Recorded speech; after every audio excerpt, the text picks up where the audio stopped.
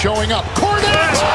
Oh my goodness. The game ball tonight gotta go to Luke Kornet. In a must-win scenario without Jayson Tatum, the Celtics turned to none other than Luke Kornet to be their hero, and the Wolves duo of ANT and Randle feasted against the depleted Warriors. But we gotta start in Boston, where Jaylen Brown and Josh Hart were making a lot of noise, both on the scoreboard but with some non-basketball related stuff as well. And down is Brown and Hart. One at midcourt, one in the lane, and they're both slow to get up. And he's claiming that he took an elbow shot from Brunson on that dribble penetration. And the concern now, Hart. He's got blood. He sure does. He has drawn blood. Boy, he's oh my gosh. He is as tough as they come. The splatter is all over his uniform. Brown took an unpleasant blow in the groin by Brunson, but Josh Hart got the worst of it as Kornet hit him inadvertently with his elbow, splitting his head open. But Josh is a warrior, so he stood up, shook off the dust, and knocked down both free throws just a minute later. Matter of fact, both him and Brown went nuclear in the second quarter, leading their teams in a tight battle.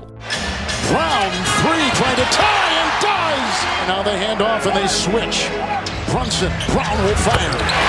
Brown has it rolling here. Brunson again, another screen, and a drive, and a feed. Hart, three, sideline, bucket. Brunson down low, kicks it out. Hart, three, good! Hart nails the triple. Well, for Hart, 2 of 3 from downtown, 13 of 14.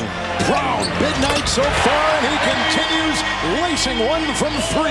After going back and forth in the first half, as I expected, the game was all squared up heading into the locker rooms. But I sure didn't expect this to happen coming out of the break. To Boston's 42, and you know how big Coach is on shot margin. Oh, we've got some shoving right now to start the second half in an elimination game. And Hart and Brown, they got locked up right here. Here's the shove from Hart and the retaliation from Brown. You can't grab there. You can't grab there. Jaylen wanted someone to feel his pain from earlier, I guess. There's no other logical explanation. I think that Josh even downplayed it a ton. You cannot go and grab other man's genitalia like that. Come on now. And after the basketball resumed, I'm 100% sure that no one expected for Luke Kornet to take over the game. Tip in, Kornet. Kornet's been great, and especially with Porzingis not giving you anything. Sneaks one inside to Towns, knocked away inside by Kornet. Kornet comes out, and Hart drives right at him. Kornet with his third block. So it was Mitchell Robinson for the Knicks in the first half. Luke Kornet for the Celtics here in the second. A nice tip-in for Luke, and then 2 consecutive blocks on Towns and Hart, which eventually led to 2 threes on the other end for the Celtics and a 13-point lead. Best thing is, Kornet continued being an absolute menace on the defensive end. Hart for 3. Rebound Towns. Knocked away, another block. 4 for Kornet. Brunson driving in on White. Another rejection. Kornet's got 5. Wow, 2 more monster blocks by Luke, putting a lid on the basket for New York. And with the next sequence, the crowd goes crazy. Offensively. Anunoby doubled, another block for Kornet. Throws himself into the stands to keep it. 6 block shots. White. McBride closes, and Kornet is down low. Kornet's open. Hauser the assist. It's the biggest lead for Boston tonight. Hard on the ground. There's a turnover out of bounds off of New York. A Kornet frenzy in the arena with his 5 blocks in the period. Luke played a huge part in holding the Knicks to just 17 points and gave his team a much-needed spark off the bench. And the rest of the Celtics crew knew how to build on the 15-point lead in the final period. Horford 3. The threes are falling again for Boston. Trying to get it inside to Robinson, deflected by the Boston defense. Holiday 3. Rebound Horford. Perry shoots in to put it down. Holiday 3 from 3. Everything was falling for Boston in this game. 22 makes from downtown on 45% efficiency. That's elite shooting. And Jaylen Brown played like a true leader, getting his teammates involved anytime he had a chance. However, it was Luke Kornet again to put the cherry on top. Hart rejected. Kornet! He is a one-man wrecking crew. Playing handball out there. 7 blocks. 7 by Luke Kornet. As great as Derek White, 32, Jaylen Brown, 24. To me, the game ball tonight, if the Celtics hold on and win this game, gotta go to Luke Kornet. Really showing up. Kornet! Oh my goodness. Luke Kornet. In the most staggering turn of events, Luke Kornet emerges as the hero for Boston in an elimination game. Unbelievable. 10 points, 9 rebounds, and a career-high 7 blocks on a perfect 5 of 5 from the field. Definitely the game of his life. And the fact that Brunson earned his 6th foul in the meantime didn't help my Knicks either. But he was in good spirits and made sure to wave the fans looking at the Jumbotron. At the end, it was a 25-point dominant win for the Celtics, who are still trailing 3-2 and are visiting the Mecca in 2 days, hoping to prolong the series. The Dubs were desperately trying to do the same in order to get Curry back for Game 6 at home, but things didn't go as planned because... Now Reed drives, Reed leaves it up top, and a throwdown! Jaden McDaniels flying high for the lob. DiVincenzo looking up back for Gobert. Great action from the Wolves right there. Spencer, there's DiVincenzo again. Lazy pass, turnover, dunk!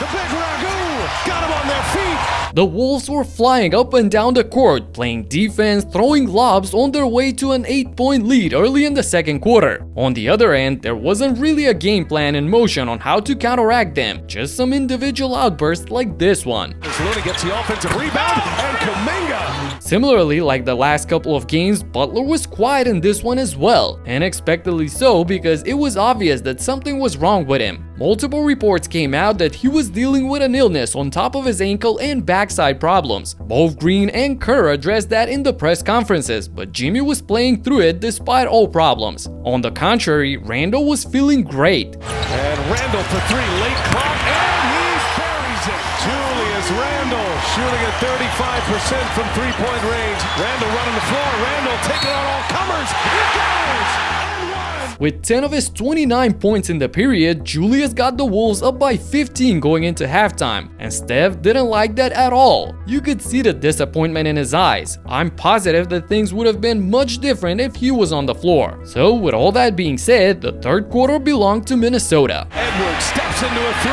Cash! The lead is 18. I'm ready. And he came back healthy from that adductor injury. They've been a different team. Nice move by DiVincenzo. Wow. Looking to pass. He ended up scoring.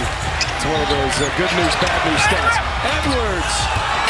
Randle offensive board put back. The Timberwolves dominated on both ends, so the lead ballooned to 25 points before the final period. And here's what I don't understand when it comes to Coach Kerr and his player rotation. He kept Kuminga stuck on the bench until Steph got hurt, and ever since he's been their scoring leader. Then he sits Moses Moody for the entire game before subbing him in with the game already being out of reach. And what does Moses do? Well...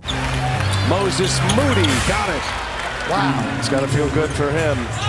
Warriors went 7 with him. Moody ducks his head and goes in and scores with a foul. And now Moses Moody springs free, and he hits a three-pointer. Moody with 3 straight buckets brings the Warriors within 9 points in just 3 minutes. Why was this guy sitting on the bench for the first 36 minutes? Anyway, his effort was too little too late, as the Wolves weren't gonna lose this opportunity to knock out their opponent in front of their home fans.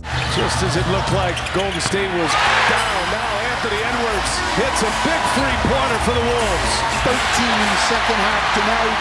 Another Warriors win, and it's right back up to 14. The all-around attack by Minnesota, led by the ANT Randle duo, was too much for Golden State to handle once again, as they went on to put the finishing touches in style. Trying to add to their lead. Randle goes to the basket. Julius Randle puts Minnesota back up 13.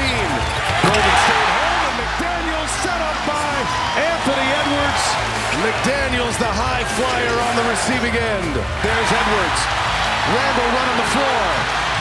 Randle puts it in. Edwards finishes the game with 22 points and 12 assists, winning his 20th playoff game in his career, the most by any player in franchise history. And he's closing in on Kevin Garnett and needs only 35 points to surpass him and become the Timberwolves' all-time playoff scoring leader. Mind you, he's just 23 years old. A second consecutive trip for the Wolves to the West Finals in a season where a lot of people questioned their decision to trade Cat for Randle, but he's proving so far that he can play winning basketball. And that's it for the Warriors, who have much to decide in the offseason. I expect them to move away from Kuminga and add a quality center who they lacked so much in these playoffs. And speaking of quality centers, Nikola Jokic, the best of them all, will need a lot more help than he received from his teammates in the last game against the Thunder if they want to force a Game 7. I broke down the painful defeat for the Nuggets right here in this video. So check it out and talk to you in the next one. Peace out.